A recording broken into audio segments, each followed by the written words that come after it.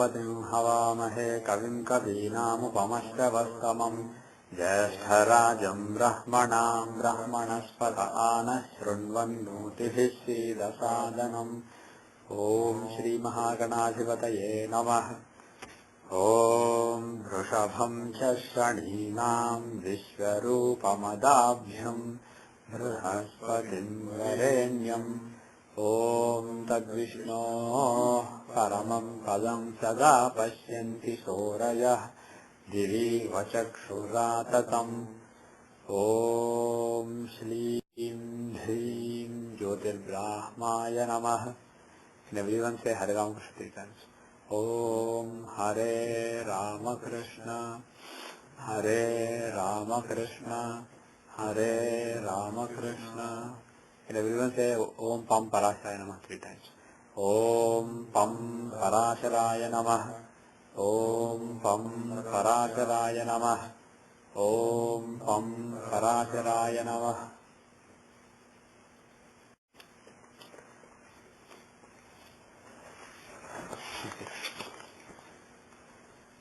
So we are in page 332, verse 39, right? Rabau Khadgadharoja. Actually, let's refresh our context. So where are we seeing now? Fifth house from Karkamsa, right? Yeah. We are seeing the fifth house from Karkamsa.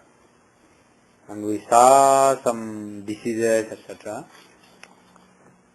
Now, Rabau Khadgadharojatah Kuje Kuntayudhi Bhavet Shano Dhanurdharo Gneyo Raho Chaloha Yantravan. Rabau Khadgadharojatah means if sun is there, then Khadgadharaha means one who wears a khadga, a sword. Kuje Kuntayudhi Bhavet. If it is sun, Mars, then Kuntayudhi Bhavet. Kuntayudha means an arrow or a spear. So basically wearing with sun and Mars, somebody who wears weapons, wearing weapons. Shano Dhanurdharo Gneyo, Shano Dhanurdharo Gneyo. If it is Saturn, Shani, it will be a Dhanurdhara, means one who wears a bow. Rahu Chaloha Yantravan. If it is Rahu, he will wear a machine made with metal, a metallic machine. Okay. So let us see what he is saying here. So let us pass this. So Sun and Mars are sword and spear. Saturn is bow and Rahu is, actually let's do the next verse also and then pass it. Keto cha ghatika yantri manavo jayate dvija bhargavetu kavirvagni kavya jnok jayate janah. Keto cha ghatika yantri. If it is Ketu, then somebody who has a ghatika yantra, somebody who wears a ghatika yantra. Ghatika yantra means especially a watch. Ghatika yantra means one that shows the hours, the hourly machine. Jayate manavo jayate dvija. Human being is born like that. Bhargavetu Kabirvagmi. If it is Venus in the fifth house from Karkamsa, then Kabirvagmi Kavyagno Jayate Janaha. Kavihi Vagmi. Kavihi means poet. Vagmi means eloquent. Kavyagnaha means one who has read a lot of literature. Somebody who's a scholar in literature. He is born. So he is shifting the track a little bit with Venus, but with all others, he is talking about things that they wear. And they vary from sword and spear to a bow, to a machine made with metal, to a watch. So what is the common thread? What is he trying to say in all this? And why does it have to do with the fifth house from Karkamsa? Some kind of service. What is fifth house? Ability, right? Fifth house is the ability of the person. So fifth house from Karkamsa shows the skill that comes as a result of Purva Punya. Now, the skills that are mentioned are, for sun it is Khadgadhara. See, the thing is, taking it with a pinch of salt. Today nobody wears a sword. Nobody wears a spear. So bow, spear, sword, spear, bow, these all must be symbolizing something else based on the nature of the planet. So let us try to find it. So what is the difference between somebody who wears a sword or a spear as opposed to somebody who wears a bow? Which rank he is placed in? Huh? The rank he is placed in? Okay. Who wears a bow? Um, Maybe a soldier of some sort, but he cannot be. Hunters can also wear bows. Basically, somebody who wears a bow is also a warrior. Somebody who wears a sword or a spear, those things, those are also warriors. The thing is, those warriors, they fight ultimately. There is a contact. Those are like contact sports, right? This is contact war. If you wear a sword, you basically go and try to cut off the other person's body parts, like head. So you are nearby, you take a chance basically. You put yourself at risk and you fight. So those are weapons of warriors. Whereas bow, that is also a weapon of warrior, but it is also a weapon that allows you to fight from distance. You don't necessarily put yourself in front of the person. You can hide somewhere and you can kill somebody. And also, it is basically, like she said, a weapon of hunters. If you are a hunter, you don't go with a sword to a lion. You basically hide yourself on a tree and you hunt a lion. Or you can be hunting birds that are flying. So, Sun and Mars, they are the warrior planets. They are the Kshatriyas. So if they are showing the abilities of the person, they can show the skills of warriors. Somebody who is able to go and fight. Maybe in today's context, maybe not somebody who wears a sword, but the thing is, it may nevertheless be somebody who's in the situation room and who's making calls, who's making decisions, or who's actually on the battlefront and fighting. So that is what Sun and Mars will show. They show fighters. Whereas Saturn is a Shudra. He is not a Kshatriya, right? And if a Shudra is hunting, for example, he will be wearing a bow. So it can be a lowly fighter, or it can also be somebody who's executing. Shudras are basically executing. Kshatriyas are warriors as well as decision makers, whereas Shudras are the ones who execute. So if Saturn is in the fifth house from Atmakaraka, then it can show somebody who's a foot soldier. By Dhanudharaha, it's not necessarily somebody who carries a bow. There will be so many people, 1/9 of people having Saturn in the 9th house, 6th house from Karakamsa, but they won't be necessarily carrying bows. But they will be the foot soldiers, they will be fighting the wars. So basically all these malefic planets, Sun, Mars and Saturn, they can show fighters, skills in fighting and skills in inflicting pain on others. But with Rahu he said Loha Yantravan. What does that mean?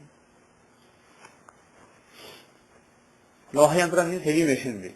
Somebody, Big machinery. Rahu shows big machinery and also technology. Somebody who is dealing with technology. Maybe somebody who is handling missiles. It's not necessarily relating to wars. Because the previous results were relating to fighting, I am interpreting Rahu also as fighting. So, if you are looking at a fighter's chart, if Rahu is in the fifth house from Karakamsa, maybe he is not a shooter or something. Maybe he is simply he's somebody who handles a missile or some big machine. Ketu is Ghatika Yantri. Ketu is also a machine. Rahu is Loha Yantra. For Ketu he said Ghatika Yantra for Ketu. Ghatika Yantra means it's a very time machine. Bottom line is it's a very sophisticated machine. Both Rahu and Ketu will show machinery, high tech, latest technology, etc. Except that Ketu shows subtle things where there is some logic, some analysis, something simple behind it. But bottom line is both of them show machines using technology. Can you say this is small and how it shows all big things? That is what this seems to indicate. Small things, small and subtle things, whereas heavy things. Rahu. Now, if it is Venus doesn't really show any fighting skills. So, now he is showing what kind of skills? Kavir Vagmi Kavyagnaha. Kavi means poet, Vagmi means eloquent, Karyagnaha means learned in literature. So the skills given by Venus instead of writing are skills of knowledge, skills of poetry, artistry, etc. So he can be a poet, he can be an artist, he can be a painter. So those are the kind of skills, artistic skills are what are given by Venus. The next verse is Swamshe tatpanchamevapi chandre jabdhyam cha grandhakrit शुक्रेण किंचिदूनोऽसौ ततोप्यल्पो बुधेन च स्वांसे तत्पंचमेवापि. If in Karakamsa or in the fifth house therefrom Chandre Jabdhyam cha Grandhakrit. If Moon and Jupiter, it's not clear whether they should be together or separately, but if Moon and Jupiter are in the fifth or first from Karakamsa, then he will be a Grandhakrit. Grandhakrit means an author, one who writes books.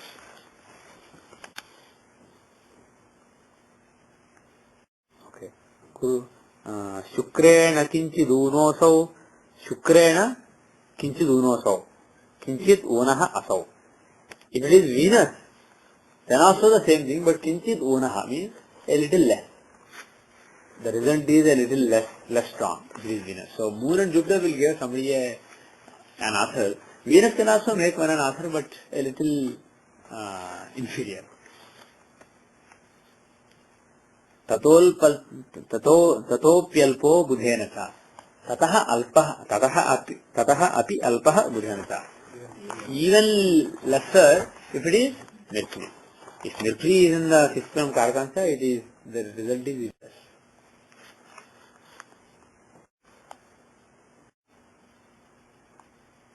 The next one is Guruna Kevalenaiva Sarvavid Grandhakrit Tatha Veda Vedanta Vichyapi Navagmi Shabdikopisan. Guruna Kevalenaiva. If Jupiter is alone there in the fifth house from Karakamsa. So the bottom line is the previous one was both Moon and Jupiter in the fifth house from Karakamsa. So if both Moon and Jupiter are there, he is a good author, a well-known big author. If it is Venus or Mercury, it is an author of less caliber. If it is Jupiter alone, then also Sarvavit Grandhakrit Tatha. He knows all. He is a know-all. Sarvavit means somebody who knows everything. And Grandhakrit Tatha. Grandhakrit means again writer. He is an all-knowing writer. However, Veda Vedanta Vichyapi, Veda Vedanta Vit. He knows Vedas and Vedanta. He knows all knowledge. But Api means still na Vagmi Shabdikopsan. He is not eloquent. Vagmi means eloquent. He is not articulate. He can't speak well.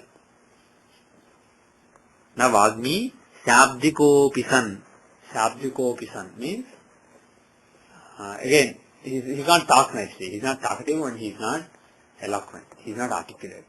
But he can write well. He can communicate well by writing. He can organize his thoughts very well in the writing, and he has a lot of knowledge, but he has trouble communicating. He can't communicate that well.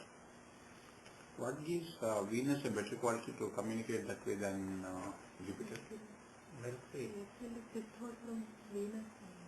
Yeah. He said Vagmi. Yeah, we normally consider Jupiter and Mercury to be the More eloquent, whether they are eloquent or not. If they are associated with the second house, we consider them to give the ability of speech. But the thing is, interestingly, Parashara is considering Venus to be, he is attributing the result of eloquence to Venus here. And if you look at the nature of the planets, if you just look at the nature of Venus, Mercury, Jupiter, etc., Mercury is a good learner.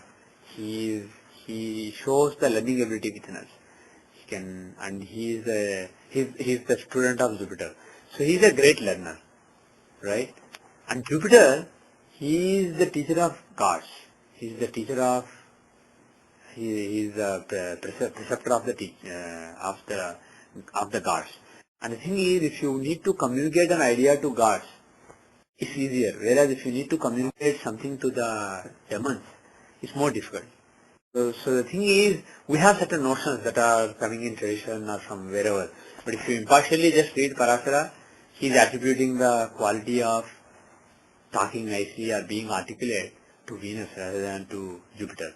And logically also, somebody who's teaching demons needs to be a better communicator than or articulate than somebody who's teaching to gods, which is far easier. Basically, communication or talking is a skill of understanding the other person. Because if you don't understand somebody, if you just whatever you know, you just blurt out your knowledge, other person there may not understand you. You won't be considered eloquent if you just say something that's extremely logical and brilliant in your own mind, but the other person cannot understand anything that you are saying. Also Venus is a micromanager, right? Right. So manager, he can only speak, he won't work. He has, right. Who can communicate well Right. rather than He shows micromanagement because he can understand other people well. Venus shows an understanding of other people. No, that's what I'm saying. Yeah. Because from that ability comes the ability Right. to communicate. Right, exactly. So the bottom line is Venus shows communication skills from the point of view of compassion for the other person. Jupiter doesn't want to teach demons because they are demons, they are not worth it. Whereas Venus, he has compassion even for demons. No wonder he is considered the greatest devotee of Shiva. Because if you look at Shiva, he has compassion for all. He doesn't care about gods or demons. For him, everybody is a being. Everybody is just a manifestation of Atman, of Brahman, of himself. Shiva is extremely compassionate. If there is a wretched soul, he says, come, sit here, relax. And that is the nature of Shiva. He is accompanied by all these millions of tortured jivas, tortured beings. So, that compassion for any being is a quality of Shiva. And Shukra is a devotee, a great devotee of Shiva. So he has that quality from Shiva of having compassion for anybody. So, teach well gods, they are being taught already. So he basically devotes himself to demons and he tries to teach them and make them into good beings and be the best that they can be. So the bottom line is to communicate well with others. You need to understand, you need to put yourself in the other person's shoes and understand what that person knows, what that person is thinking, how that person relates to various things. If you are compassionate enough and if you can put yourself in the shoes of others, then you can communicate well. And Venus shows that compassion and the ability to put yourself in the other person's shoes better than such as Jupiter and Mercury. Mercury is also a great communicator, but his skill is grasping the communication. Mercury shows the ability to understand what other people are saying. If you have a strong Mercury, no matter what the other person is saying, you will be able to understand. Whereas if you have Venus, no matter what the level of the other person is, you will be able to communicate. And if you have Jupiter strong, you will be able to communicate. But it will be so nice, only nice people can understand it. Other people may not be able to appreciate what exactly you are saying. Okay. Now, the next one is, okay. So Jupiter is there, he is extremely learned in Veda, Vedanta, etc. But he's not that eloquent. It doesn't mean after all, it's Jupiter. So when he says Navagni Sadhugopisan, it doesn't mean he can't talk. He can talk, but what he's trying to say here is, he may or may not be able to express the essence of that Veda and Vedanta to anybody and everybody, to all and sundry. He may be able to express himself, but somebody with a comparable understanding of Veda and Vedanta may be able to understand what he's saying. It may be Greek and Latin to others.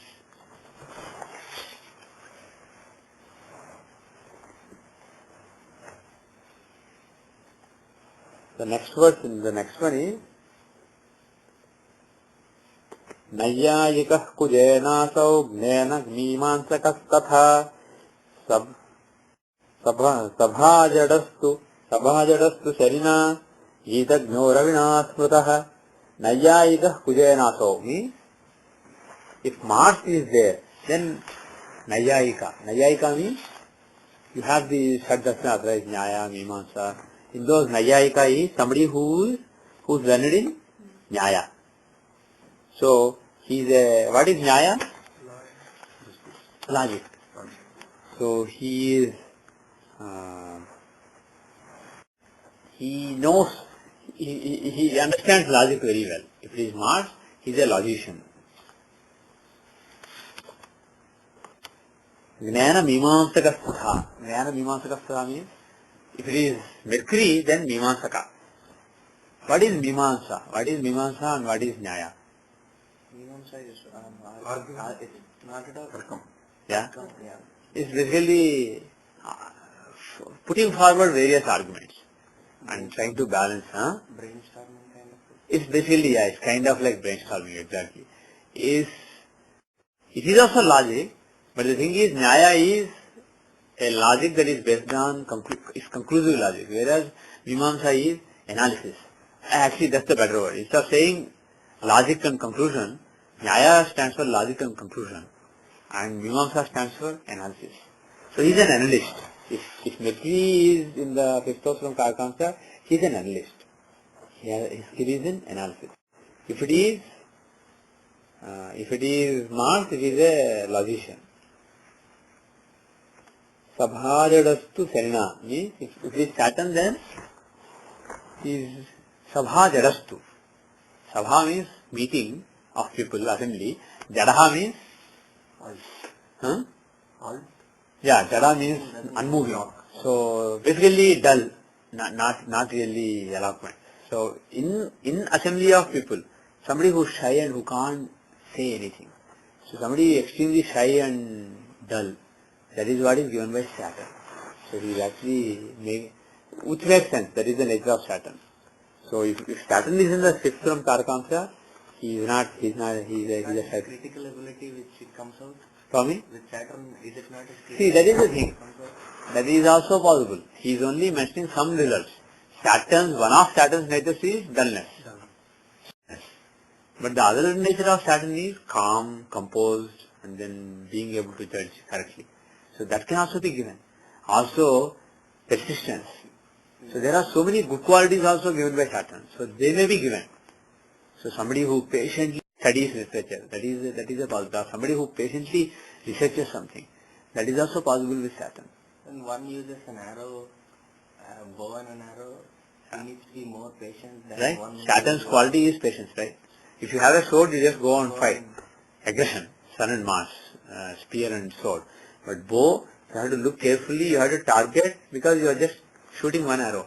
You have to get it right. So maybe a poet containing from his star comes fifth house. Yeah. If Ravi is there, his poetry would be some kind of a eulogizing poetry or something with big flown words. And someone containing Saturn might be very critical or so. More labored, but at the same time more slowly constructed, more carefully constructed. See, slowness is also associated with caution, and speed is also associated with haste. So the thing is, every coin has two sides. So for Saturn, he is only showing the negative coin here in this line, but the bottom line is, this is one possibility. There are so many possibilities. So you are absolutely right. And Gitagno Ravina Smritaha. Smritaha means remembered. Kitagna Ravina means if it is sun, then that will be Gita. The Srilinga Sabda, Bhagavad Gita is Gita. This is Gita, Gitagna. This is used as a Akaran Sabda, not Akaran Sabda. So this is not talking about Bhagavad Gita. So what is Gita? Gita means song. So one who knows, Gitagna means one who knows songs. Means a singer or musician. So a musician is given by sun. So he is indicating sun for music. That is what we learnt earlier also. Sun and moon both can show music. Especially sun shows his knowledge of rhythm. That is what we are told. Chandrena Sankhya Yogajnaha Sahityajnasta Gayakaha Ketuna Ganitagnosau Rahuna Vithaivacha. Chandrena Sankhya Yogajnaha. Chandrena, if it is Chandra, Sankhya Yogajnaha means, what does it mean? Numerology. Not exactly. Sankhya is different. It comes from the word Sankhya, which means number, but it's not exactly numerology. Sankhya Yoga is one of the, it is basically, you just now mentioned Bhagavad Gita. In Bhagavad Gita, Sankhya Yoga is mentioned. So understanding, basically material science you can see. Approximate translation would be material science. Studying the world from the material point of view. There are three gunas, there are these many, this, that, they combine in this way and this is created. Like that you analyze the world in a logical way from a material logic point of view and you try to understand the universe. So that is Sankhya Yoga. And Kapila Maharshi really advanced that understanding in the old days.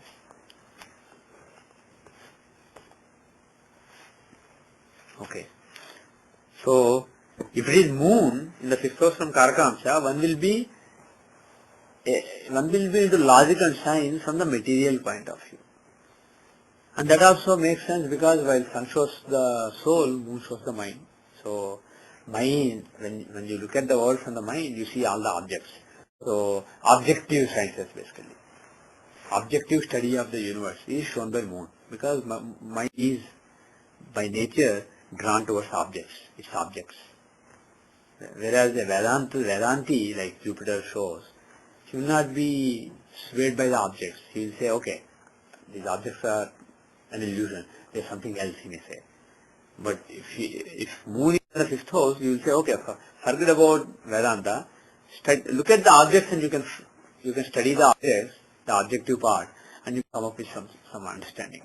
So it's the objective understanding of universe, or objective science is shown by moon. That is Sankhya Yoga. Sahityajnasya Gayakaha. Sahityajnasya means, what is Sahitya? Literature. So he is one who is also learned in literature. Moon can also show knowledge of literature like Jupiter, especially Venus can show. Just like Venus, moon is a Jalatattva planet. And understanding of literature, appreciation of literature, is basically, it is a liquid quality. Solid has a clear shape and is inflexible. Liquid is flexible but at the same time it has some shape. Air is shapeless. It just wavers. It goes here and there. So, emotions like understanding a poem or understanding some literature, there is some structure but it's not rigid, it's flexible, right? Unless your mind is willing to be flexible, you won't appreciate literature, you won't appreciate poetry. So things like poetry, artistic literature, those require what is nature within us. So moon and Venus are important for understanding and appreciation of those. For creating them, it's a different ballgame. Creative faculty is different. But for appreciating and understanding literature and poetry, you need either Venus or moon. That is why for Venus also he said Kavyajnaha. And here for moon he is saying Sahityajnaha. Gayakaha, also singer. Moon also shows a singer. Earlier he said sun shows Kitagnaha, one who has a knowledge of singing. So he is saying Gayakaha, one who sings himself. And we understand that sun, he shows knowledge of rhythm, good understanding of rhythm. Whereas moon shows good understanding of melody. Ketuna Ganitagnosau, Ketuna Ganitagnaha Asau. He will be a Ganitagna with Ketu. If Ketu is in the fifth from Karakamsa, then it's a Ganitagna, means mathematician. So one who's lettered in mathematics and in general science, advanced sciences. Rahunavi Tathayasya. Same with Rahu. Both Rahu and Ketu in the fifth house from Karakamsa, they will give knowledge of mathematics and allied sciences, allied subjects. Sampradayasya siddhisyat guru sambandhato dvija. Sampradayasya siddhisyat guru sambandhato dvija.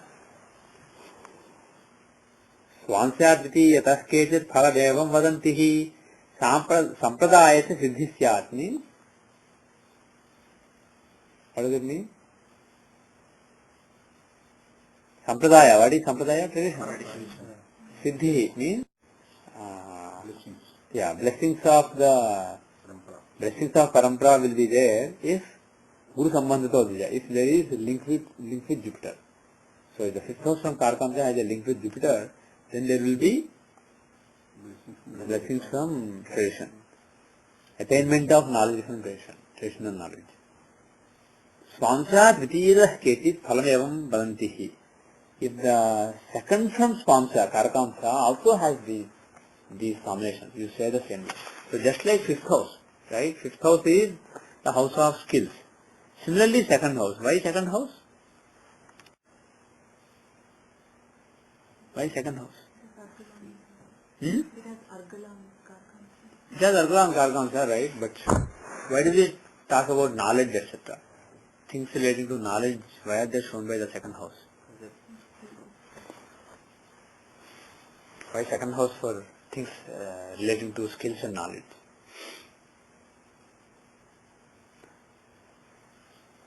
Second house is to do with resources, and it provides resources for the Karakamsa. Right. If somebody has knowledge of melody or knowledge of rhythm or knowledge of mathematics, it's basically that's the resource to the soul. That is good. Another way to look at it is, second house is the 10th from 5th. 10th is the house of karma. So any house, if you take the 5th, 10th from there, it shows how you put it to use. So 5th house is skill of the person, and second house is how the skill is put to use. I was thinking about 5th from 10th and trying to justify how to justify that. Okay. Right. Yeah, that way also you can say, it is the 5th from the 10th house, right? So it is the skill needed for the work one does. It is a skill used in the work. So bottom line is, whether you take 10th from 5th or 5th from 10th, this is the link between 5th and 10th. So this is not simply the skills you have. 5th house is the skills you have. You may or may not use them. 5th house shows what skills you have. You may or may not use them. You just have the skill. Whereas second house is the skill that you actually use. And coming from the point of view, we talked about a while ago that in general, the dharma of anything is from 9th from there. Yeah. So the dharma of the 5th, the abilities that you have, the reflection of that, the dharma comes from 9th from 5th rather Which than is first. 10th. Which is the Karakamsa. Yeah. Which is Karkamsa itself. That is why he earlier said in the Karkamsa or in the house. Both are covered. But the thing is more than dharma. Dharma only shows dharma. Dharma only shows what should be done. But what is actually done is 10th house. The karma, how you put something to use is from the 10th house from it. So, if you take the second house, it shows the skills that you actually put to use. How you put your skills into use. So if there is a strong influence there, it shows that your skill will be put to use in that particular way. Right?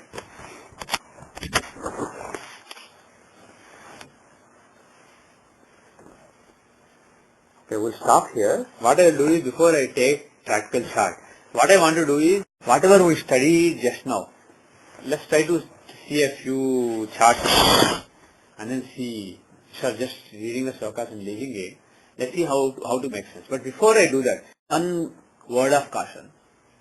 If somebody has, let us say, second house from Karkamsa, let us say, okay, second house from Karkamsa has moon, then from what we learned, he should put to use the skill that he has is relating to music or literature, right, or objective knowledge. But more than having the skill, he will actually use the skill.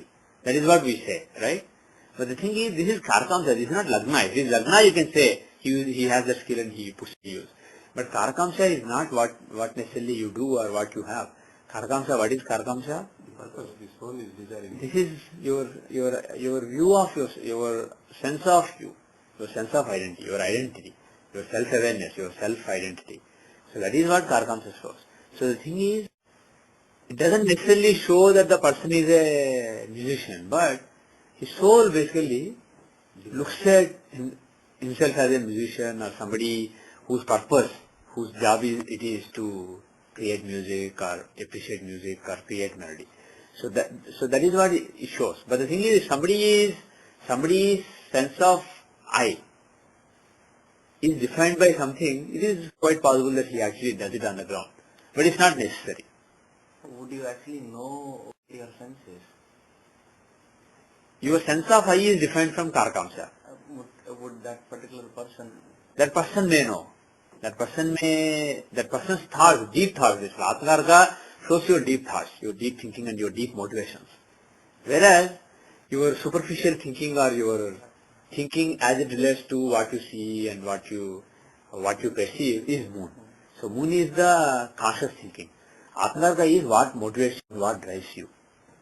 And Lagna is actually what you do, how you behave in the world, how you discharge your duties, how you act. So Lagna is finally all the karmendriyas when you are seeing, they have to be from the Lagna. All the Jnanendriyas that you are seeing, they have to be from the moon. Moon is the center for Jnanendriyas. And Lagna is the center for the Karmendriyas. So through Karmendriyas you are acting in the world. You are affecting change in the world. Through Jnanendriyas you are perceiving the world. So moon and Lagna are important. But Karakamsha is what is driving you from within. The sense of this is I, this is what I need to do, this is what I have, this is the skill I have, this is the skill I have to put to use, this is my responsibility, this is what I came for. Like that, your soul, you may or may not be consciously aware of it, but soul has a clear sense in various matters. So all that is captured by Karakamsha. So the thing is, you have to take it with a pinch of salt when you see all these readings. The readings from Karakamsha are for helping the person. They are not necessarily for understanding the person as he himself knows. He may be able to give some insights that the person may not or may not have realized before. Okay? If you can give me a computer, preferably a computer that has the charts that it came with, or a computer that has a lot of sample charts. Any famous charts, like for example used in the papers, any computer. Okay, let me stop all the disclaimers. You just give me a computer. I stop it, right? I have to stop it to record.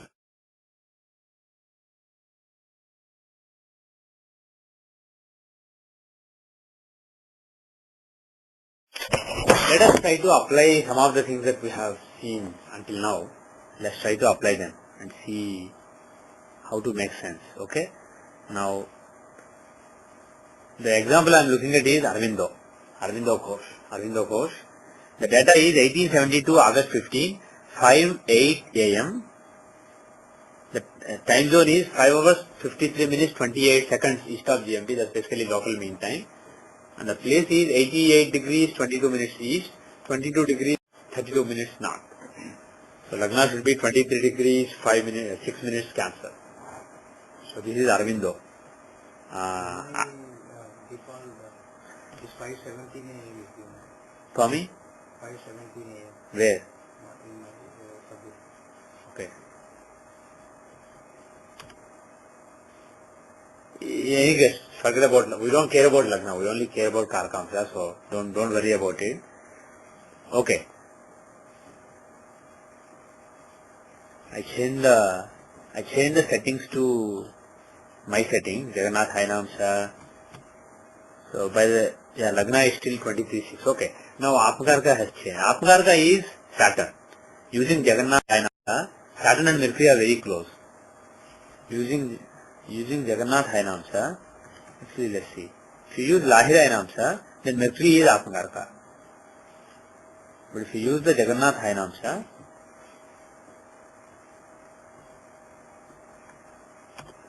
Saturn is the Apgarka. Okay? Now, let us see what charts should we see. If you want to see skills, what are the charts you should see? Is there a specific Hainamsha to use preferred when you looking? Not for this. In general, for all events, I will prefer Jagannath Hainamsha. So I suggest use Jagannath Hainamsha, especially if you are working with the divisional longitudes based techniques, where the longitude has to be accurate. I definitely got better results using Jagannath Hainamsha than standard Lahira Hainamsha. So use Jagannath Hainamsha. Anyway, in this case, Saturn and Mercury, in several divisional charts of interest, they are in the same sign. So it doesn't really matter that much.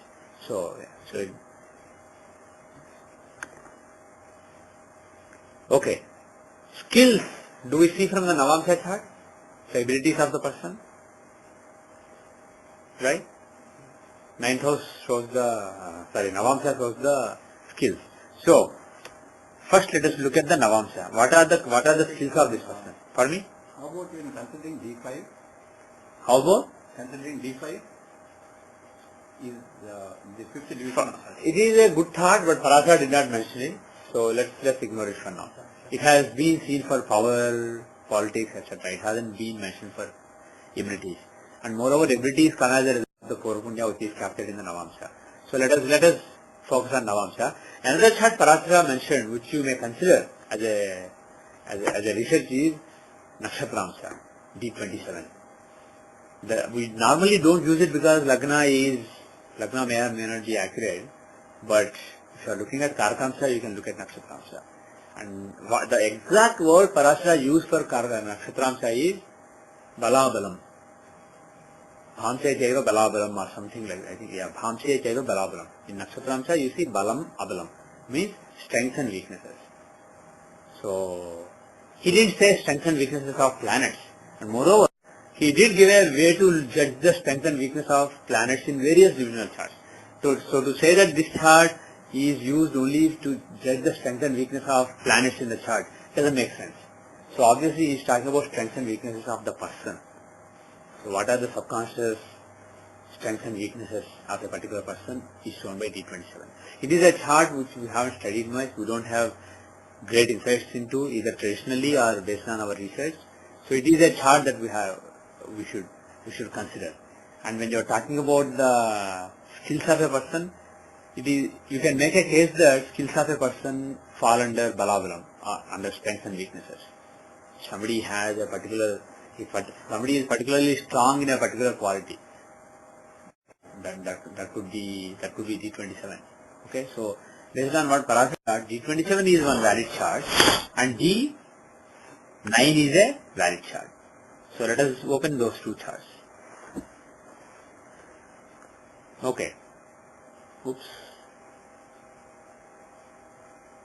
I want to get the D27 longitude if possible. Can you see this? That's okay. Never mind.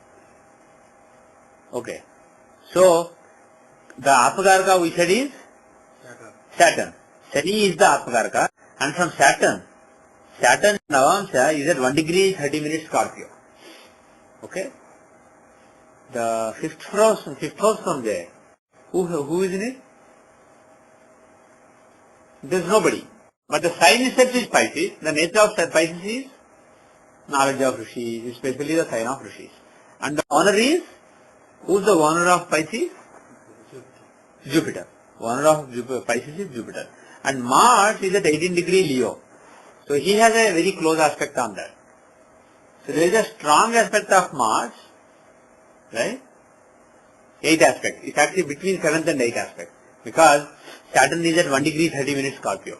So Pisces 1 degree 30 minutes is, it's actually between 8th house and 9th house. Do you understand? 1 degree 30 minutes Pisces is the 8th house. So this is actually in between 8th and 9th houses. So the aspect will be between 75 and 50. So approximately it will be half the way between them. So it will be approximately 67% or so.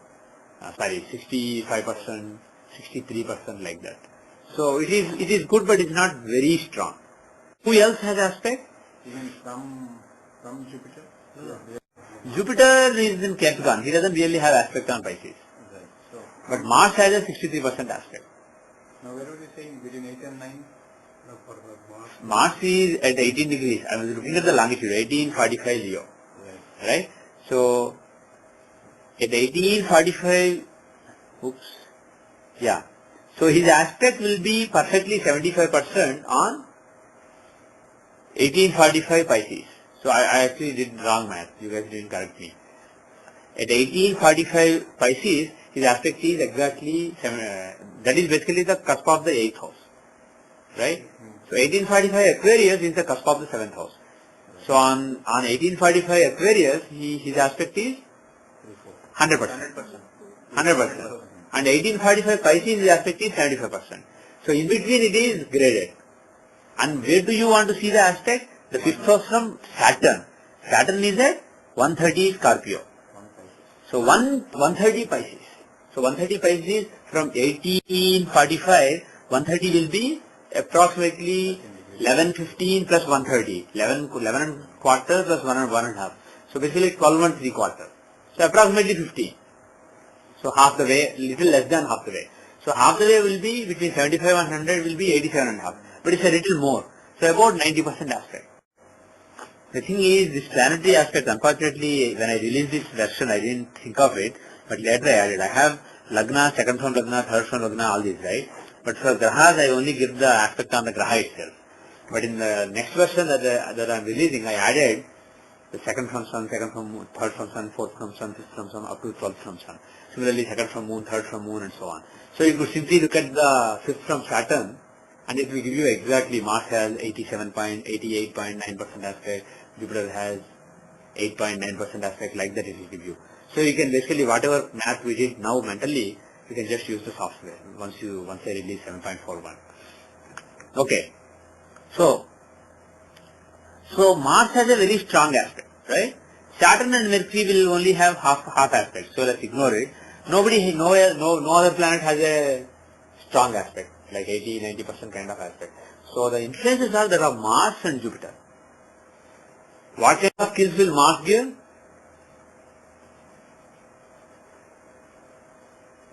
According to Parashara, what was it? Logician. Nyaya Shastra. And so that means being a good judge, being logician and also good judge of logic.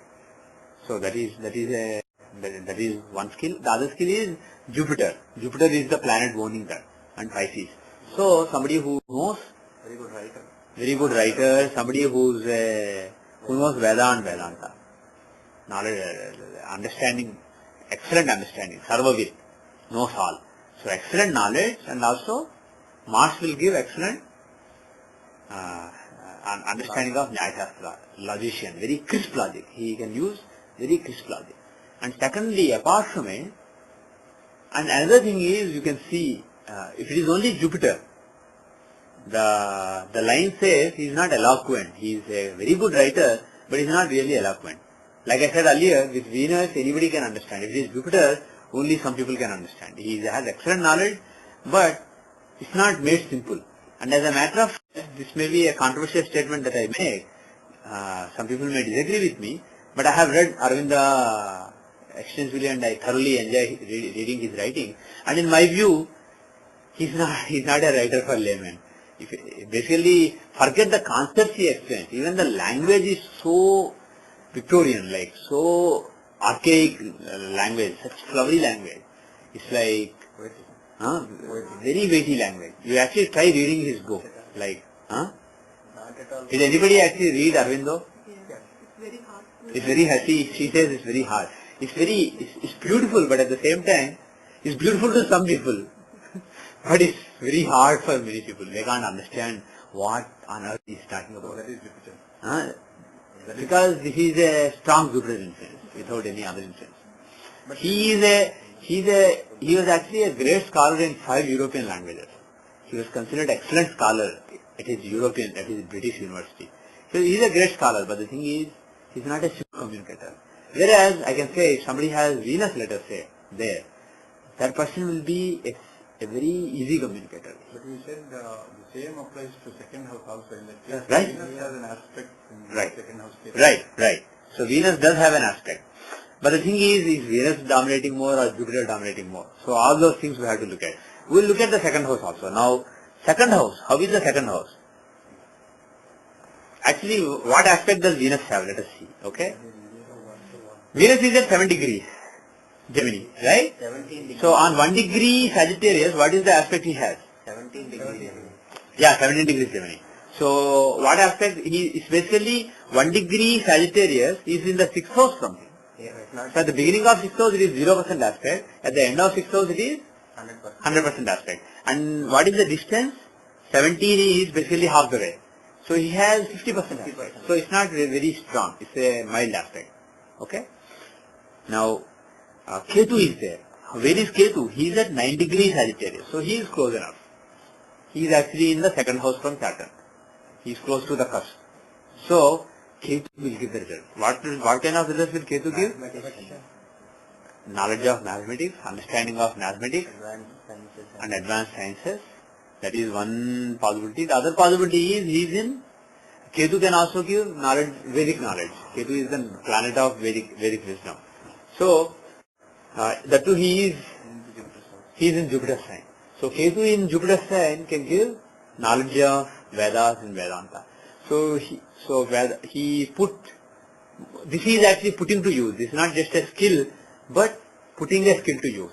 So if you look at his writings, the most important writings are the one interpreting Savitri, Savita, what exactly they stand for. That is one important writing, right? The book on Savitri. The other is Secret of the Veda, right? Secret of the Veda, Light on Veda, no, Secret of the Veda. So he explains the essence of Veda. He doesn't take the entire Veda, but he takes a few sample verses and he shows what Mitra is, what Varuna is, what Indra is, what they stand for symbolically. He gives a deep philosophy on Veda. Similarly, Upanishads. He has taken some samples from Upanishads and he has interpreted what exactly they are talking about, what the rishis, what realization rishis are expressing through those symbols. So he took the whole thing as a symbol. He took the entire Veda as a symbol. Instead of just taking it as a literal thing, he took it as a symbolic thing and he interpreted the symbols. So this is basically, this is going beyond what is normal boundaries, going beyond the boundaries and exploring something.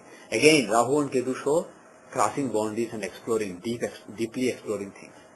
And abstract thinking is also shown by Rahu and Ketu. So he takes this, he takes this as an exercise in abstract thinking and he demystifies everything. So that can also be shown by Ketu. And the fact that and the thing, because this is in the second house, he is putting his skill to use. So his skill of interpreting things, interpreting deep philosophy, Vedic philosophy, he is put to use. So putting that skill to use is, his soul sees it as his job. His soul thinks that I have the skill which needs to be used.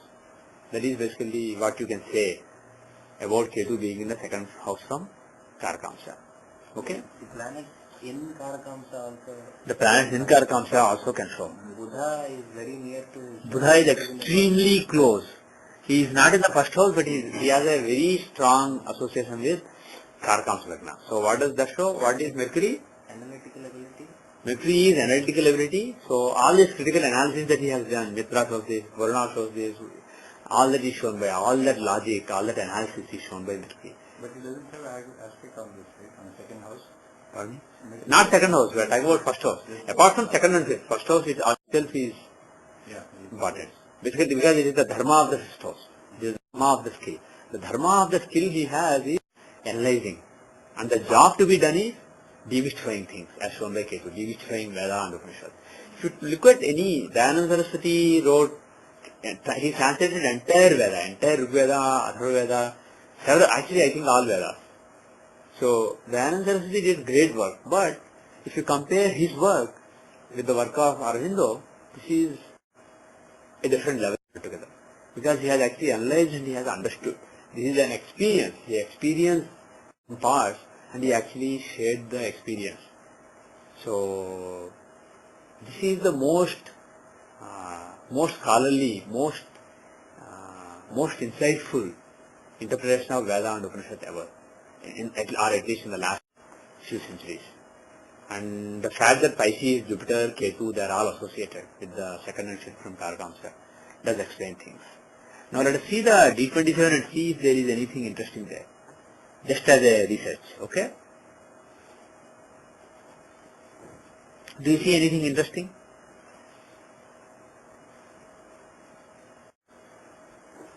Definitely whatever we saw in the Navamsa makes more sense than D27, right?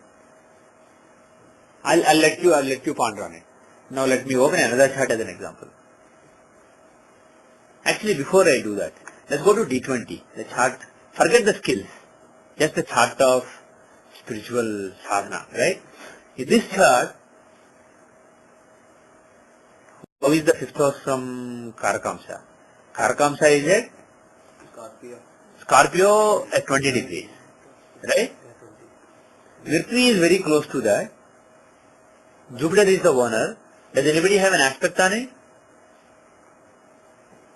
Nobody has a very strong aspect, so let's ignore that. It's just Jupiter. The fifth house from The fifth house from Karakamsha has influence of Mercury and Jupiter. So what does that show? For me? But in this case, it's Vimshamsha, right? Yeah, Vimshamsha of spiritual sadhana. What does it show?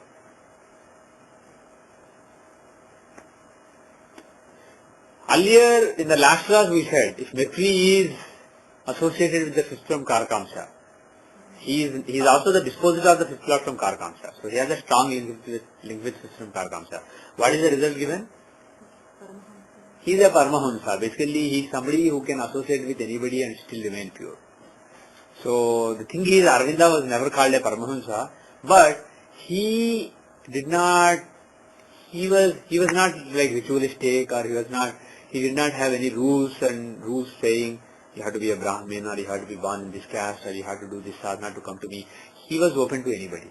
Anybody could approach him. Foreigners, Indians, people of any caste.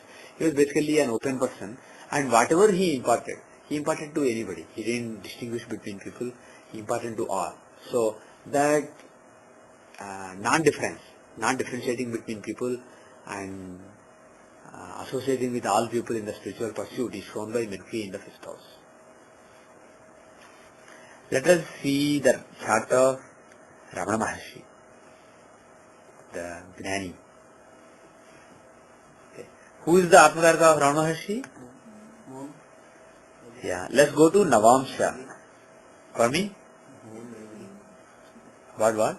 Moon maybe, I don't know. Why maybe? Guess. It is moon. How did you guess? We were Just random guess? Okay. It is right actually. We share Atmakaraka. Moon is the Atmakaraka of Ramana Maharshi. He is at 14 degree Gemini. Okay? So we are looking at aspect on 14 degree Cancer and 14 degree Libra. Okay? What are the influences? What are the influences on his moon, his Karakamsha, in the Navamsha? Mars is close. Yeah? Mars is close at 4 degrees. Yes. Mars is close at 4 degrees. But the thing is, actually, one second. What do you mean 4 degrees? Mars is at 18 degrees Libra. So he is actually in the, he's in the, right, 4 degrees apart. So Mars has a very strong influence on the Karakamsha. What else? Venus is in Karakamsha. Venus is in? Karakamsha. Right. And Venus is Does Jupiter have aspect?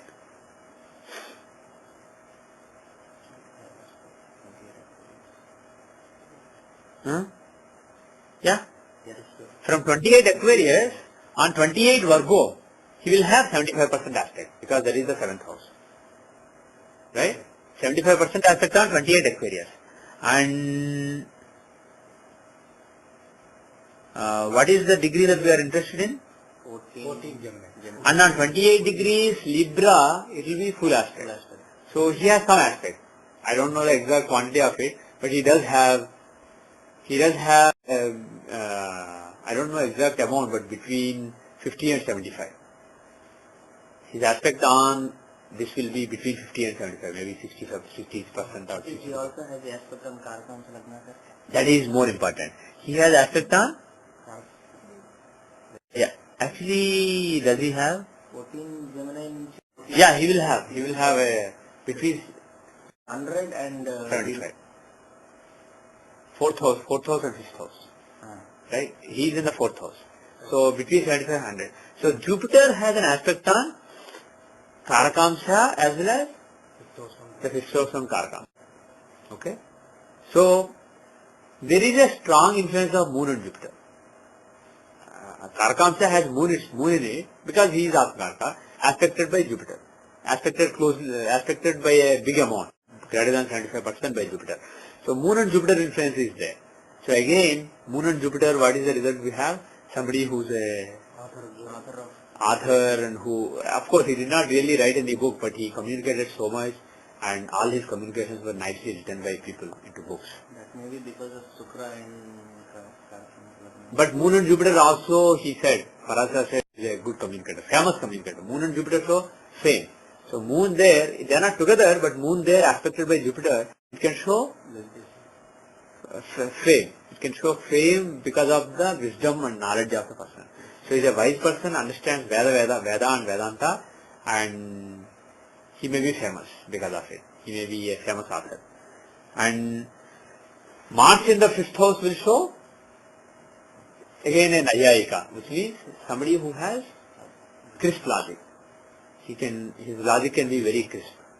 And actually sometimes Ramana Maharshi's logic is so crisp that it can be confusing to people. He will say, for example, somebody wants to take some flowers and do, he will say, why are you offering flowers to God? You took the flowers from God, they belong to God. So who are you to again offer them to God? Flowers are God, the idol is God. What is the point in doing all this? Like that he can say sometimes. Of course, he won't say always, but there are cases when he said like that also. So he will be in a very high plane of all his Brahman understanding, and he can be very critical sometimes. Basically the critical faculty he definitely had, which is given by Mars. Critically analyzing things. But the bottom line is the similar influences you are seeing, the ones that you are seeing in Aurobindo's case. Jupiter's influence is there, Mars influence is there. But in that case, Rahu and Ketu influence was there. In this case, you don't have the Rahu and Ketu influence. And what did Rahu and Ketu show? Ketu in Jupiter's sign, apart from giving knowledge of Vedas and Vedanta, he understood the essence of Veda. But the thing is, he did not specifically teach. He did not think that his job was to interpret Vedas and Upanishads and the knowledge given in them. He taught the same knowledge. Anybody who realizes God will teach the same knowledge. But the thing is, he did not focus on Vedas, Upanishads, etc. Whereas in Aurobindo's case, Ketu in the 2nd house from Karakamsa, they have actually made him focus on Veda and Upanishads and try to demystify them. He did not really do that. But because of Jupiter and Moon influence, he was a famous teacher of wise teachings. Let me take one more example. Ramakrishna Paramahansa. Do we have his chart here? We do. Let's take his chart. By the way, I am not giving the data here. Anybody who has Jagannath Hora, they should have all these charts. Shada Mata, Ramakrishna Paramahansa, Shivananda, Vivekananda. These charts should be there. Aurobindo. So I am seeing Ramakrishna Paramahansa's chart right now. How is Navamsha? Who is the Atmakarka of Ramakrishna Paramahansa? I believe it's Rahu. Is it right? Yes, it is Rahu. Rahu is the Atmakarka. For Rahu, we count houses backward. That is the way I do it. So we'll do that. So if we take Rahu, where is the 5th house? Rahu is at 22 degrees Capricorn. 22 degree Capricorn. The 5th house from Rahu will be in Virgo, 22 degree Virgo. Venus is extremely close, within a degree from it. So there is a strong Venus influence on. So what does that show? Again, just like Jupiter, Venus can show somebody who writes books. Of course, he also never wrote books. His students wrote his teachings. But the thing is, apart from that, if it is Venus, what is the thing we said earlier? He can communicate poetically. He is a Ramakrishna Paramahansa actually. If you see his writings, not his writings, but his teachings as captured by others. For example, if you look at Gospel of Ramakrishna by M, he is somebody, if you look at the spiritual teachers in the last few centuries, like last millennium, he has a unique ability because he can connect with anybody.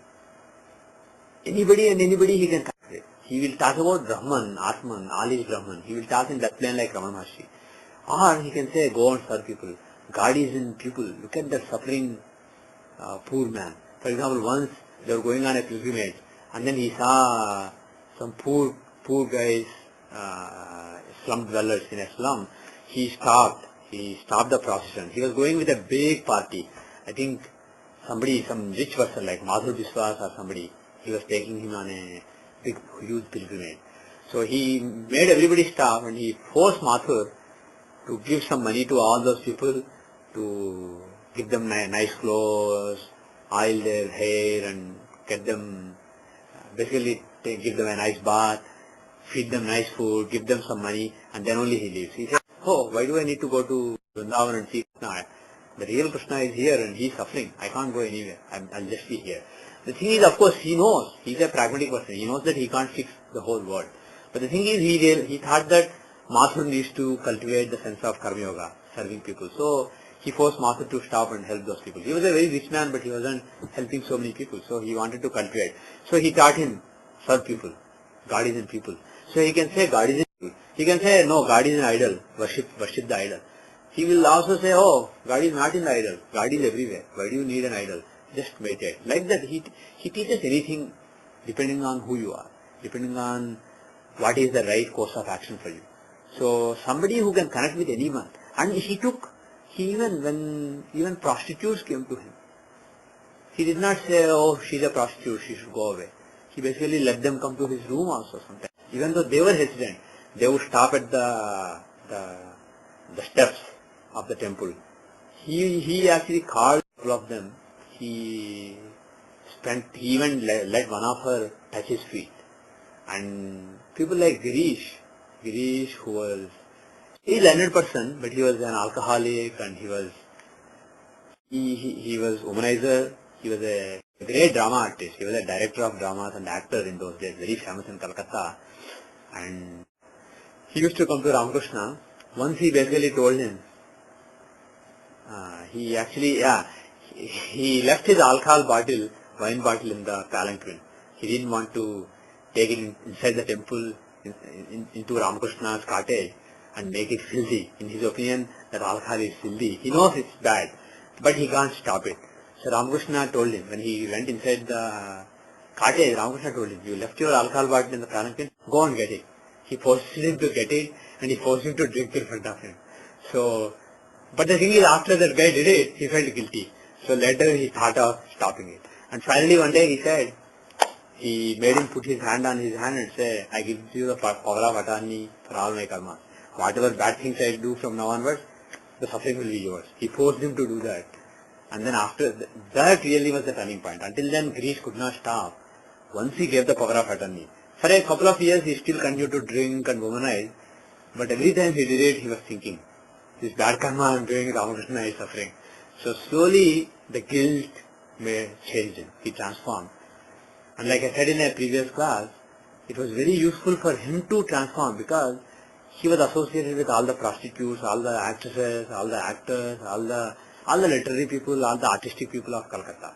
So, all the drunkards of Calcutta. He was like, he had a lot of drunkard friends. So he could actually teach all of them about God. So these people who had no access to God or saintly people, their only access was Girish.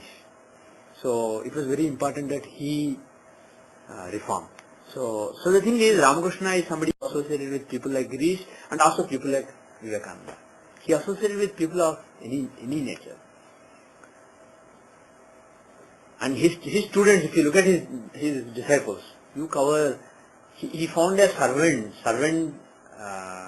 with a rich landlord. He said, leave him with me. He is destined to be a great saint. Leave him with me. So that was Latu or Swami Abhudananda. So he became a great saint later. When he meditated on a rock, when the big wave came and swept him inside the river, he didn't wake up. Other people ran and basically they took him out of the water. He was basically stiff like that in the water. So that kind of a person of that caliber, he was a servant of somebody. He was basically a child laborer. And he recognized that person and he taught him. He never learned how to read and write, but he understood the essence of Veda by experience, not by learning or reading. So he was the center of so many people of different leanings. So that is a very strong Venus, very close to the fifth house cusp from Atmakarta. So that is what Venus will do. Like I said earlier, Venus shows somebody who, and also he is very eloquent. Ramakrishna used to be very eloquent. He used to use, instead of making it very complicated, he would demystify things. He would use very simple and sometimes very crude parables. Simple stories, he will say. Very simple metaphors, which may or may not be perfect, but they get the idea across. So he was a master of metaphor, master of parables. So that skill is given by Venus. Venus is the planet of that. And second house from Rahu has, actually once, before we move on, anybody has a strong aspect on it? On the 22 degree Virgo, anybody? For me? Mercury has a strong aspect. Mercury and Jupiter, right? From Mercury and Jupiter, that will be the 8th house. So they have a something like 70% aspect. 70, 68, that kind. So there is an influence of Mercury and Jupiter. Bottom line, Mercury, Jupiter and Venus, all of them are planets of knowledge, understanding, communication, etc. But Venus is the strongest influence, so he was an excellent communicator. He had a deep understanding and also excellent communication skills. Now how about the second house? Karkam's Lagna has Ravi. Karkam's Lagna has? Next house has Sun. Yes. Yeah? Yeah? So, what does it mean? Singing ability. Yeah? He is not close to the cusp, but he is in the first house, so he will have a singing ability. And Ramakrishna is known to be a good singer and dancer. He would sing, apart from singing actually, he used to dance. Whenever somebody was started to sing a bhajan, he would go around dancing like Chaitanya Mahaprabhu used to, and people will feel really good watching it. So the thing is, the sense of rhythm shown by Sun came across in his singing as well as dancing. Okay. Any other points you want to make? And by the way, Sun is also apart from singing and rhythm, what else does Sun show?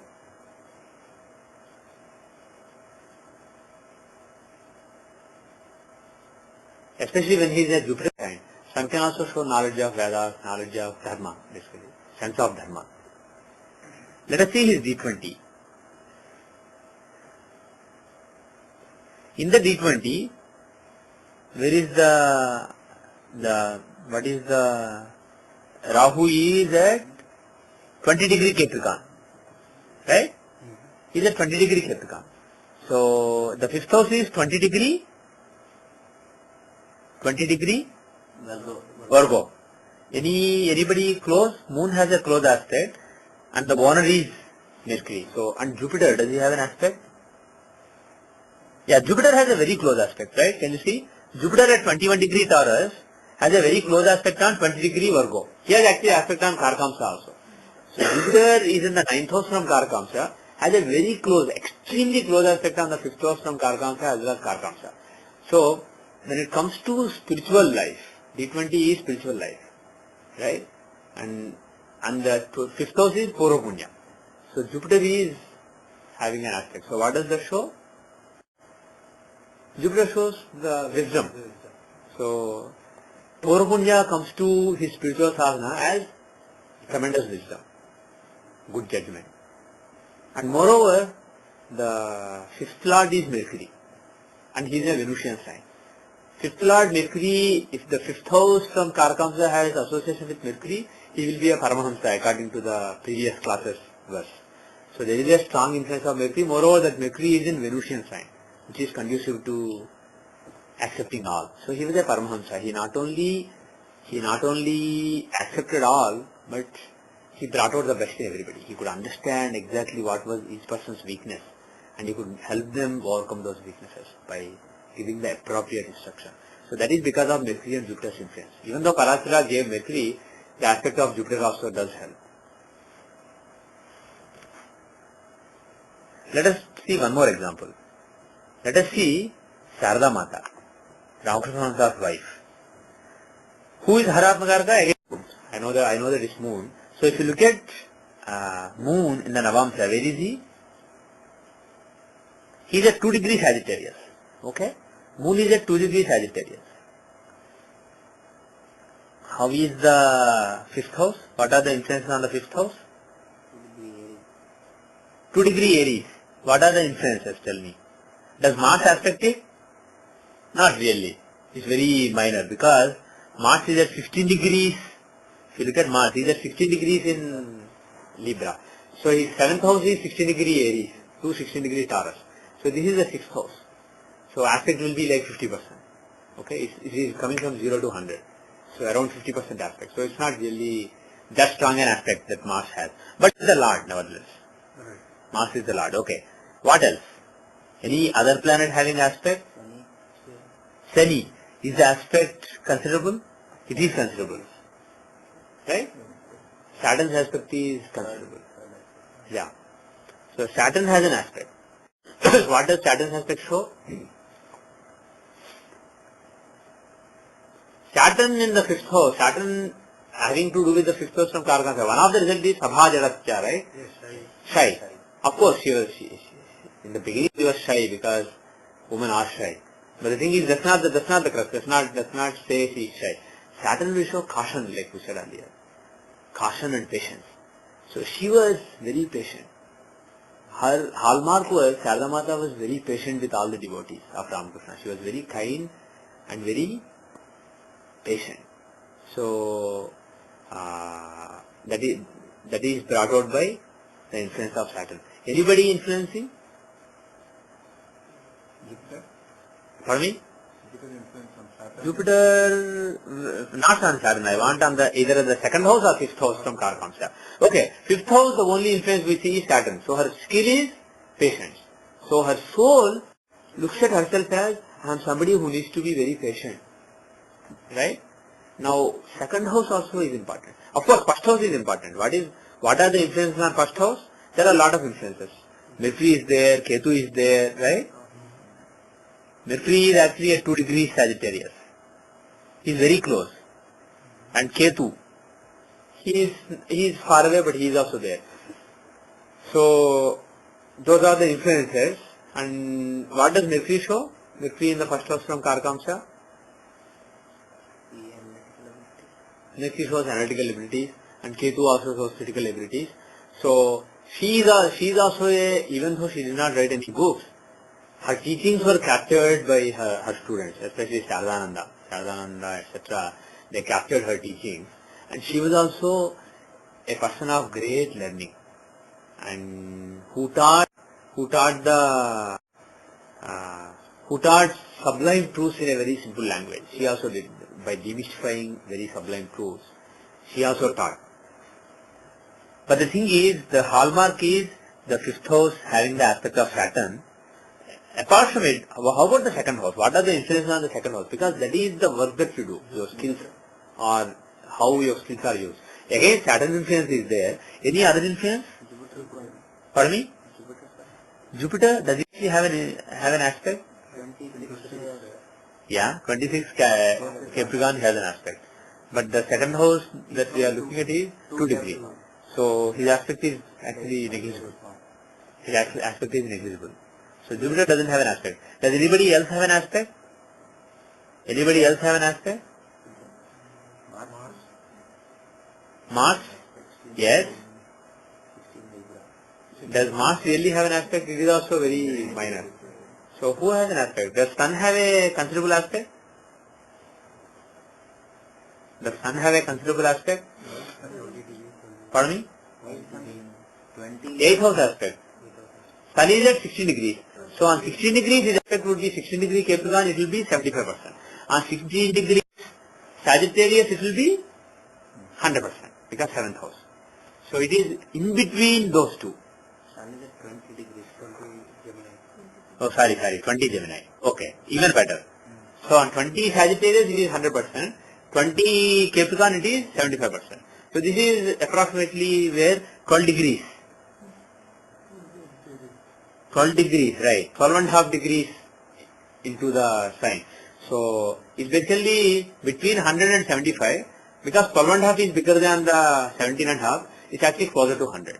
So it's basically 87.5, a little more than 87.5. So 89-90% probably. Okay. So 89-90% aspect Sun has. So Sun is the strongest on the 2nd house. What does Sun show? What does Sun show?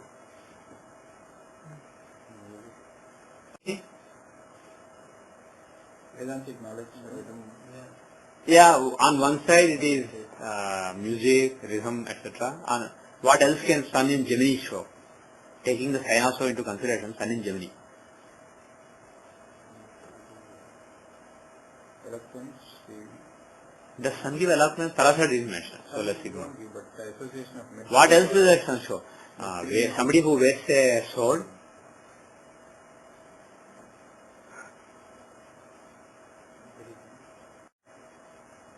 What else can Sun show?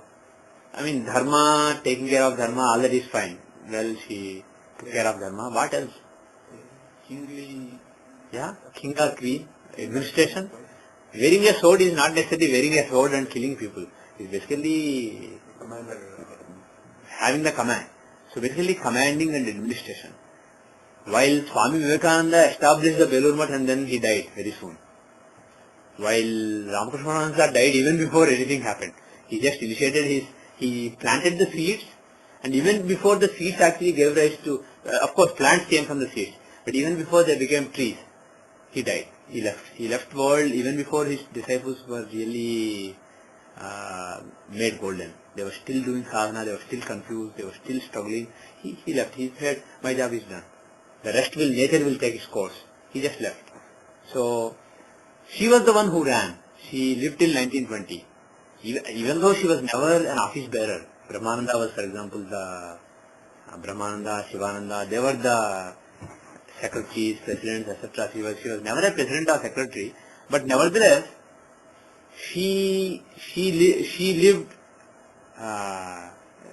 especially after the mud became quite established, she came and lived there, and she initiated people in mass. So that she did, and second thing she did is, she helped all these Brahmananda, Shivananda, etc. in the administrative matters. She took decisions for them. So she was a decision maker as well as administrator, and one who initiated a lot of people. So the thing is, whatever was established by Vivekananda and Ramakrishna, she is the one who actually made it grow. So that can be shown by Sun. So Saturn on the 5th house shows the skill of patience, and Sun on the 2nd house shows putting the skill of administrative ability to administration and decision making. Those skills were put to use, governance and skill and decision making. Those skills were put to use. So 2nd house, like I said, is the skills you put to use. Now let us look at one more example. Let us look at Swami Vivekananda. Do we have it? We may or may not have it. Yes. We do have it. Look at Swamiji, Swami Vivekananda. Who is the Atmakarka? Do you know? Sun. No, Sun. Sun is the Atmakarka. It is fine. Yeah, it is Sun. So Sun is the Atmakarka. Where is he? Yes, 24. 25 degrees Sagittarius. So 25 degrees Aries is what we are looking at. Okay? Who's there? Buddha is close by, within less than 10 degrees. So there is an influence of Buddha, okay, and Mars owns it. What does Mars show? Nayayika, somebody who uses crisp logic. And what does Mercury show? What does Mercury show? Eloquence and He shows eloquence, and also he shows analysis, Mimamsaka. So he was, if you look at Swami Vivekananda, he was a good analyst. He was indeed a good analyst. Saturn is also in the 5th house. So Saturn is also in the Lagna is at 25 degrees. Yes. Saturn is actually quite close to the 5th house. 5th house. Yeah. So Saturn is there. So Mercury, Saturn, Mars, these are the influences. So Saturn is there. What does Saturn show? What does Saturn show? Patience, because he is not shy. Pardon me? He is not shy. Yes, he is not shy. So why is that the case? Well, he is with Mars. Moreover, the 5th house is owned by Mars. Right. And Saturn is in Taurus. Taurus is the sign of bull. So he is in the sign of bull. So, but Saturn is not just shyness. He shows so many things. Yeah. Moreover, Atmakaraka himself is in Sagittarius. Sun, a fiery planet, in Sagittarius, a fiery sign. So naturally, the overall disposition of the soul will be fiery. But what does Saturn show? Saturn in the 5th house from Karakamsa show? Patience. And yogic nature. Saturn is the yogi, right? Somebody who can roam the world. So the point I am making is each planet shows several things. Saturn shows patience. But he shows philosopher. He also shows, pardon me? Renunciate. So the thing is, Saturn in the 5th house here, in a Venusian sign. Venus is the other yogi. Saturn is a yogi, Venus is a yogi. So Saturn in a Venusian sign can show a yogi and an ascetic who is traveling the world, who is working hard. Because Taurus is the sign of working hard. It is a Bhutat Parasi. Right? And its symbol is bull. Bull is, it works hard. It's symbolic of working hard. That is why we say Taurus people are workaholics. They work hard. So, Saturn being in Taurus, the sign occupied by a planet changes the nature. For example, Ketu, we said, in Sagittarius, he shows Vedic knowledge. Like that, the sign occupied changes the nature of the planet. So Saturn in Taurus will show working hard. So that being in the 5th house, his skill is the ability to renounce the world and strain himself. By the age of 39, he was so strained that he was basically like his health was totally broken. Because he exerted himself. He just kept traveling. He went to US. He saw so many places in US. He went to UK. He came back. He went back. He came back. He traveled to US and UK several times. And some people believe that whatever work was done in the later years by Paramahamsa Yogananda, Prabhupada, all that was enabled by Vivekananda. He awakened the West to the Indian heritage and the Indian philosophy. And he laid the foundation for later spiritual teachers to come to the West. He brought the light for the first time. So Saturn will show that skill. And what are the other factors? What about the second house? What are the influences on the second? By the way, Lagna has moon aspecting, right? Moon at 7 degrees has an aspect. He has like 85-90% aspect on the first house itself, on the Karakamsa. So, moon and sun's influence is there. Moon shows melody, sun shows rhythm. So he can be a good singer. And indeed, Vivekananda was a very good singer.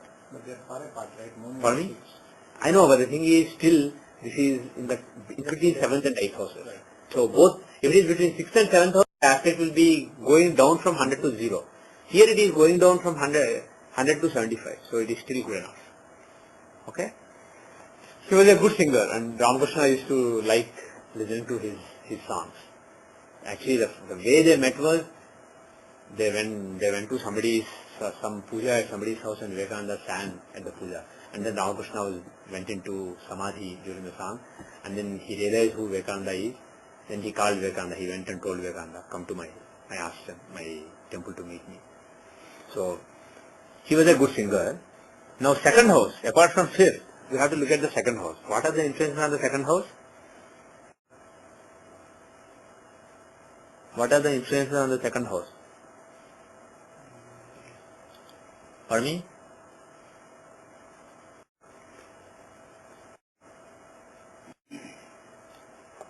What are the influences on the second house? Somebody tell me the influence on the second house. Second house is 25 degrees Capricorn, right? Anybody aspecting it?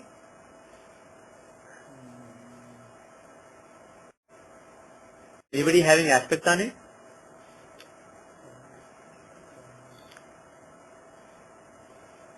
Will Saturn be aspecting it? Will Saturn be aspecting it? Why is Rahu Drishti not considered here? For me? You won't consider the Rahu Drishti, always take Rahu Drishti. Yeah, I am taking only Graha Drishti. Because I am talking about Grahas. But those Grahas, And I am talking about the houses. I am not talking about the whole sign. I am talking about a house which extends from one sign to another sign. And it has a central point where it has maximum influence. So I am looking at the aspects of planets on a point, not on the entire sign. So Rahu Drishti is valid only when you are dealing with quantities which are measured in signs instead of points. Yeah, but one should still be the logic extends to saying if you're taking 0 to 30 of a sign, Yeah. you take from the point on consideration and still within that point 30 degrees from there. Looking at aspect of a point on a point, Parasar gave quantification rules. So the right aspect doesn't apply. Sign aspect is a generic aspect. It is only if you are looking at objects which are not point based but a sign based object, then on that sign. So, does Saturn have an aspect? No, why? Saturn is at very Saturn, 2 degrees Taurus, right? 10th house will be 2 degrees Aquarius. 2 degrees Aquarius. And what we are talking about is 25 degrees 25 Capricorn. degrees, It is actually close by. It is 7 degrees away, 7 degrees. right? 25 Capricorn to 25 Aquarius. Right. So the aspect will be between 50. See, on 2 degree Capricorn, his aspect will be half. On 2 degree Aquarius, it will be 3/4. I mean, just below it, it will be 3/4. From then onwards, it will suddenly increase to 100. So that is the formula. So here, this is between 50 and 75%, and this is closer to 75% because you are talking about 7 degrees. 7 degree out of 50 is less than 1/4. So basically, between 50 and 75, so 25 we divide into 4 parts or even 5 parts. Because, yeah. So it is basically 5% less. So it's 70% aspect. So Saturn not only owns it, see, he owns also. Apart from aspects, you can see the owner. He is the owner and he has 70% aspect. So when owner aspects it, it is actually powerful. So the main influence on the second house is that of Saturn. So what does that show? Again the same thing. Saturn in Taurus, basically a roaming ascetic who works hard. So the skill he has, his soul will look at, I need to work hard, I need to labor for serving people, I need to serve people. So he exerted himself and he served people. That was his main skill. Now apart from it, see, the thing is, like I said earlier, Karakamsa is one thing. Also look at Lagna. If you look at Lagna, what is going on? Who's in the 5th house? Well, Jupiter is the 5th lord, he is in Lagna. Venus is in 5th house. So he is a great teacher. So actually what he did on the ground was teaching people. But the thing is, what he saw himself as, what his soul saw itself as was, I need to serve people.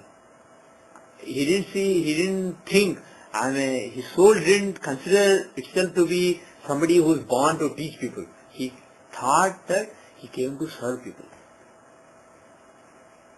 The realization was to serve. Yeah. For me, Venus is in 5th or 4th? he is actually in the 4th house, but he does have an influence on the 5th house. He is close to the 5th house. Because Venus is only at 4 degree Pisces. Yeah. Yeah, then Venus is not really that important. Jupiter is the one that's important. Jupiter is the 5th lord. You are right. Jupiter is the 5th. Jupiter is the 5th lord and he is aspecting the 5th house.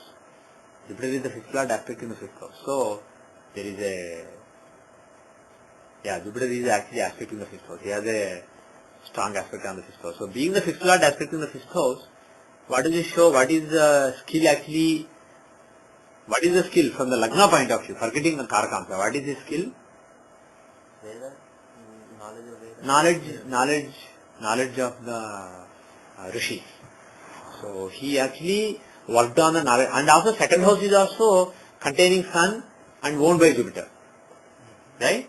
So again, knowledge of, his skill is knowledge of Rishis and putting it to use is spreading the knowledge of Rishis. But his soul looked at himself as, he is actually considered to be, some people believe that he is an incarnation of Shiva. He is incarnation meaning he has an amsha of Shiva in him, Vivekananda. Whereas Ramakrishna explicitly said, the same being, when Vivekananda was thinking, when Ramakrishna was suffering towards the end of his life in August 1886, he was thinking, could this suffering man really be God? Then, without him saying anything, Ramakrishna said, I am the same one who was Rama and Krishna earlier, not in your Vedantic sense, but in the dualistic sense. So basically he said, I am Vishnu's incarnation. And in the early days of his life, when Bhairavi Brahmani came, she was learned in Tantra as well as in Vaishnavism, and she was learned in all Puranas. So she knew various signs that were described in Puranas for Vishnu's incarnation, qualities of Vishnu's incarnations. So she saw those qualities and she wanted to prove that he is Vishnu's incarnation. So a couple of really big scholars in those days, one a Tantric and a Vaishnava, two were brought and they actually agreed that he was Vishnu's. One is on physical examination and also examination of his behavior, etc. They determined that he was Vishnu's incarnation. And of course, when they were doing it, he was casually just sitting there laughing when they were doing all that work. So later he himself said, I am Rama and Krishna. So the belief is that Ramakrishna Paramahansa is an incarnation of Vishnu. He has an amsha of Vishnu in him, while Vivekananda had an amsha of Shiva in him. Actually, there is one episode, one story. I forget the name of the gentleman, but he actually saw. Yeah, the story is there was a gentleman called Nag Mahasaya. I don't know how many of you know him. Durga Charan Nag, that was his name.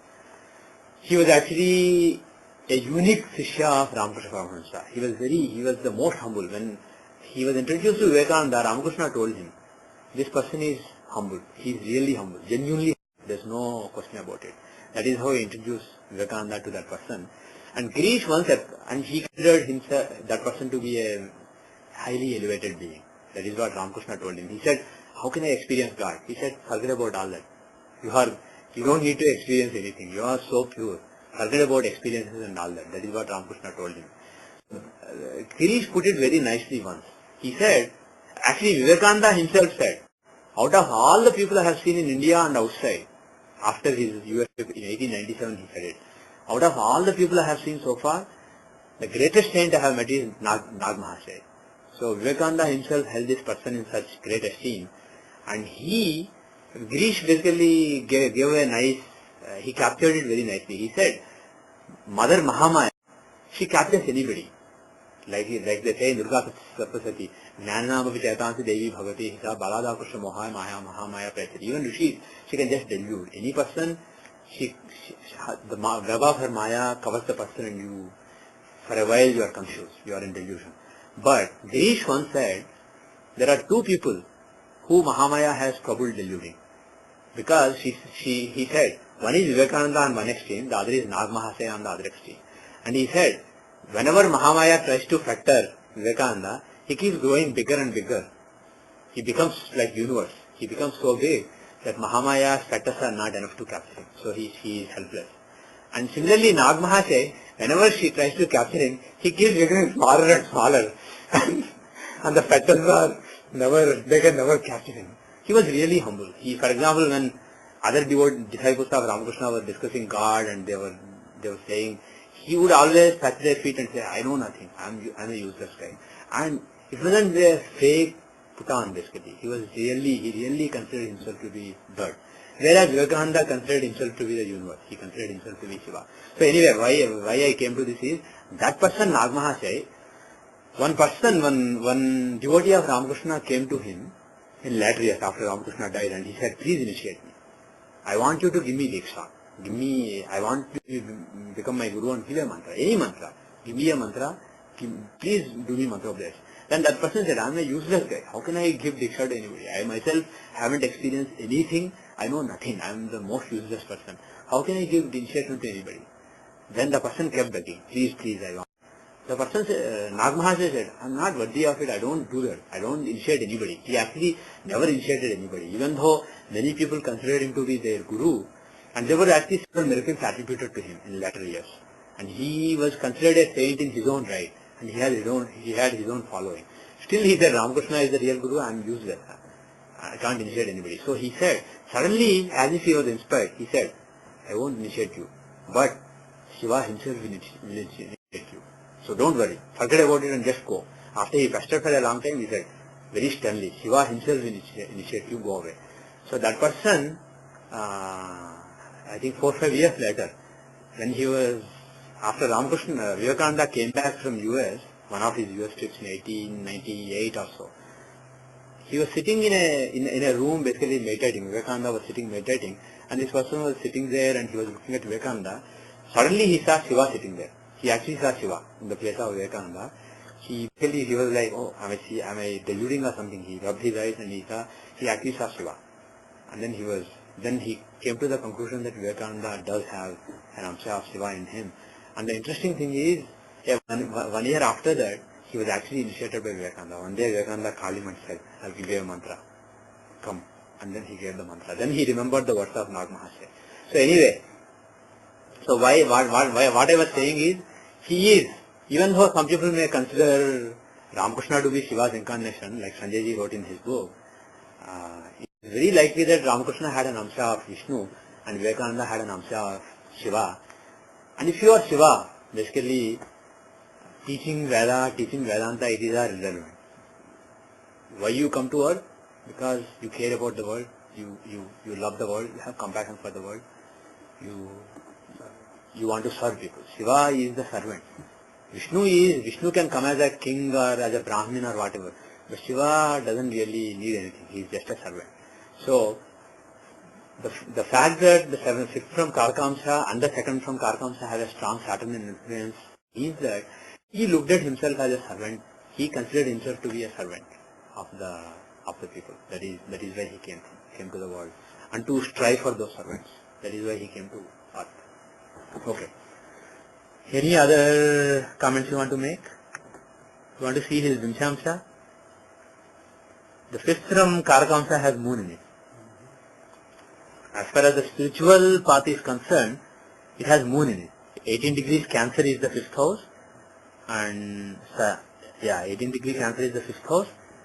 Saturn has some influence aspect on it, but it is not really, actually he does. Saturn has a full aspect on it and moon is there.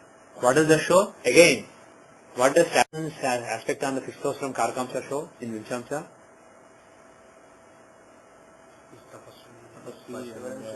Perseverance, persistence. And what does the moon show? Compassion and kindness. In the beginning days, Vivekananda was a stern logician. He goes by logic, Advaita and like that. But as he evolved, there were times when he would actually cry. He would actually shed tears when he hears the bad news about some plague hit some street in Calcutta, something like that. When he hears about the suffering of people, he actually cried in front of other people. He actually had tears. So even though by nature he was a very fiery person, he was also known to be a very compassionate person. So moon in the fifth house from Karakamsa shows somebody whose heart can melt, somebody who is very compassionate, and Saturn's influence, like you said, shows a capacity. Moreover, Saturn is in again Venusian sign, just like in Navamsa. So Saturn in Venusian sign is conducive to persistence, persistent hard work. Okay. Let us see one more chart and then we will call it the day. We will make it quick. Let's see Swami Shivananda. Swami Shivananda, not the Swami Shivananda who was Ramakrishna Math president, but the Hrishikesh Swami, the one who founded Divine Life Society. Who is his Karakamsa? If I remember right, it is moon, I think, or sun. No, I think sun. Sun just beats moon, just by a second. So sun is the Atmakaraka. How is sun? Pardon me? 24 degrees Libra. So what is the fifth house? What is the fifth house? 24 Aquarius. So who's there? Rahu. So Rahu is there, okay. What are the other influences? Any other influence? Any other influence? Okay, now one thing attributed to Rahu and Ketu is mathematics. But I interpreted it to be generally mathematics and modern sciences, advanced sciences. And he was, you know what he studied? He's a doctor, he's a physician. So Rahu can show knowledge of medicine, knowledge of modern medicine. So you have Mars influence. Pardon me? Yeah, Mars influence is there. Mars is aspecting very closely. 17 degrees to 24 degrees, it's a very close aspect. So there is a strong Martian aspect, and Rahu is there. So one thing is he was a those influences can show somebody who studied modern medicine. So he studied modern medicine, and Rahu can show heavy machinery. I don't know if as a part of he was a surgeon. As a part of his surgery he used any machinery, but he would have used some machinery. So use of more than machinery. The thing is, don't think that Rahu is necessarily a big machine physically. It shows complicated machine, complicated technology, high tech. So for his time, whatever was considered high tech, he must have used it. So use of high tech, that is one thing Rahu shows. Is that the only thing? Rahu in Aquarius is a philosophical sign, and Rahu owns it. So won't Rahu in Aquarius show philosophy? So again, philosopher, it can show a philosopher, right? What else? It is also owned by Saturn. Especially when one of the lords is in the sign itself, the other lord will give the results of the sign more. So really the fifth lord is, who is the fifth lord really? Saturn. Pardon me? He is very strong. And which house does he occupy from Atmakarka? Karkamsha? 12th house of giving. The fifth lord of skill is exalted in the 12th house of giving. And he is the planet of, he is the planet of hard work, service. So again, the strong influence of Saturn will show service. So he was and moreover Rahu will show dealing with outcasts and dealing with unprivileged people. So he was, even though he taught Vedanta, he taught actually Raj Yoga also, by the way. He is one of the greatest exponents of Raj Yoga in the last several hundred years.